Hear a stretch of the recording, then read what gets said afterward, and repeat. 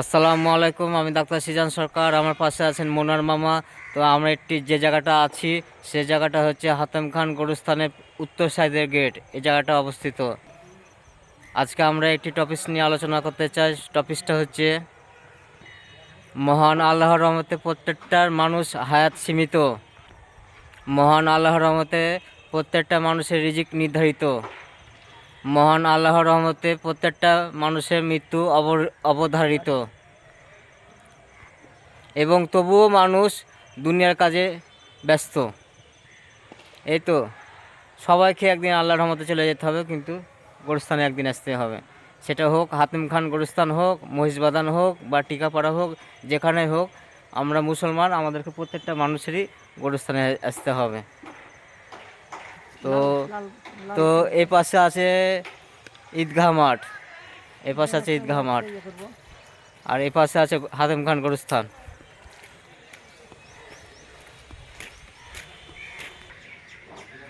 এটা হচ্ছে ঈদগাহ, এটা হচ্ছে হাতেম খান গোরস্থানের উত্তর গেটের দিকে অবস্থিত। এটা এটা হাজিলাল ঈদগাহ।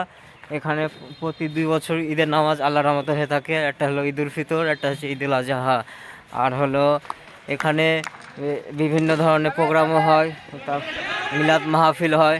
বর্তমানে এখানে খেলাধুলা হচ্ছে, এই জায়গাটাতে খেলাধুলা হচ্ছে। এটা হলো ইমাম ইমাম সাহেবের নামাজ পড়ার স্থান। মেহরাব, ওটা মেহরাব বলে। মেহরাব, এটা মেহরাব।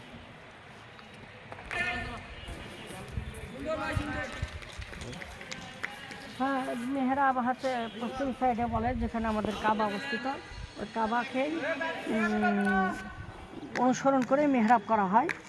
তো মেহরাবটাতে একটা গম্বুজ আছে, খুব সুন্দর একটা গম্বুজ আছে। তো ভালোই লাগছে। তো এটা সিটি কর্পোরেশন দ্বারা বা সিটি কর্পোরেশন কর্তৃক এটা নির্মিত।